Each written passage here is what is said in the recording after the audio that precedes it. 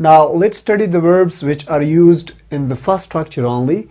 Verbs such as explain, denote, donate, push, carry, suggest, describe, they are only used in the first structure. You can never use them in the second structure. In the previous time I give you two structures. The first structure was with the preposition. In the second structure we had no preposition. So verbs such as explain, donate, push, carry, suggest and describe can be used in the first structure. It means that there must be a preposition with these verbs, right? After direct object we must use a preposition. These verbs cannot be used in the second structure. It shall be kept in mind that you can't use these verbs in the second structure. From the examples it's clear. Now let's study the examples. I pushed the plate to Asim. In this structure you see that, in this example you see that structure number 1 is applied, because after pushed we have direct object first and then indirect object. I told you that whenever indirect object is used after preposition, right?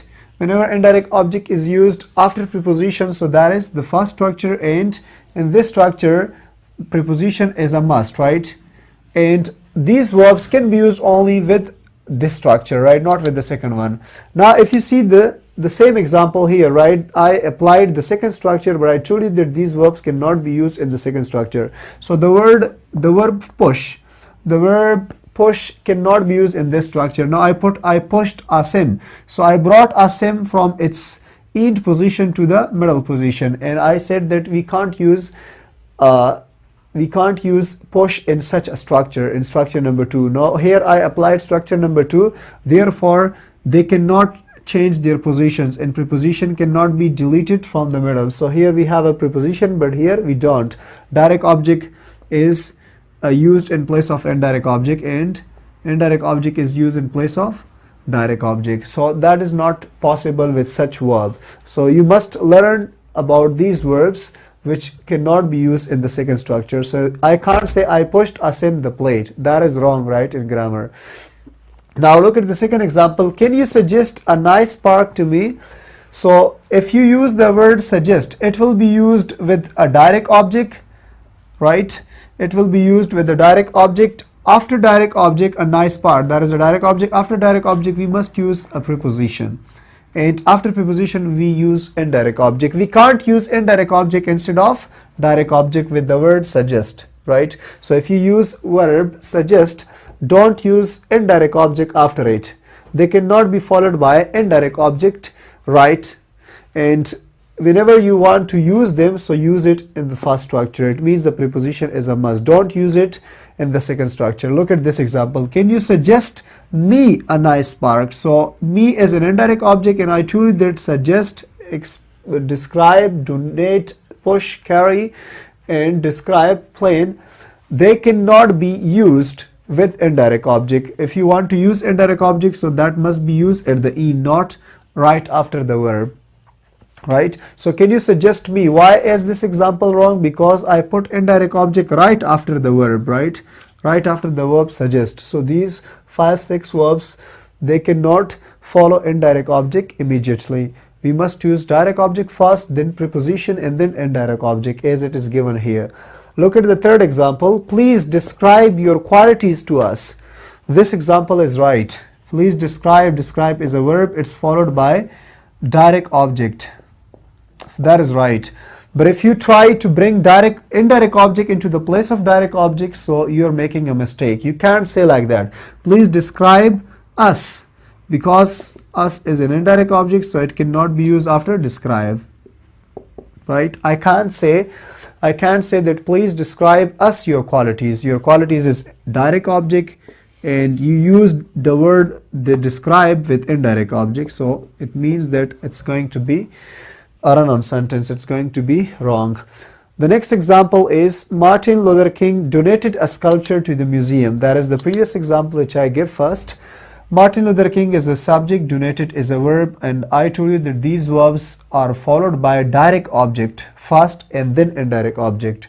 So sculpture is the direct object, and this example is right. Then we have a preposition, then indirect object.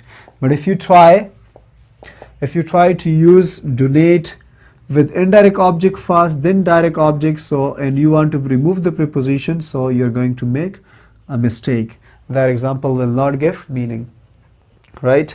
Now verbs such as, now that is different, that is opposite of that. Verbs such as ask, cost, bit, owe, through, lent are used. They are only used in the second structure. Now these verbs were used in the first structure. These verbs are used in the second structure, right? You can't use these verbs in the first structure, right?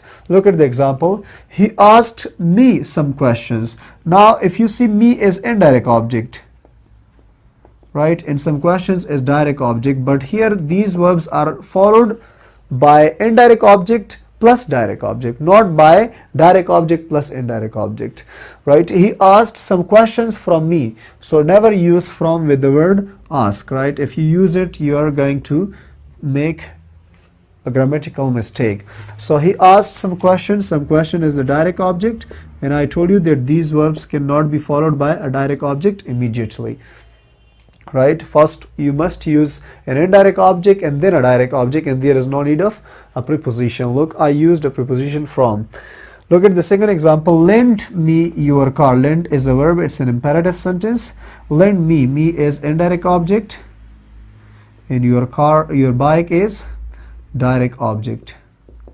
Lend me your bike. So I can say like that, because lend can be followed by the indirect object first plus direct object, and preposition is not used here. You can't say lend your bike to me. Lend your bike, so your bike is direct object, and I said the direct object is not followed by these verbs. Then we have to plus indirect object, so that is not right in grammar. Throw me the ball. Throw me the ball. So throw is a verb and me is indirect object. You can't say that throw the ball to me. You can't say throw the ball to me. That will be considered wrong. The last example, I bet you $10. Bet is followed by object. Bet is followed by object. You can't say that I bet $10 to you, right?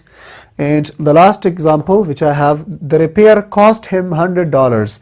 Cost is followed by indirect object, right? You can't use direct object after cost. You can use it, but after indirect object, right? So that is direct object, and right after cost, never use indirect object.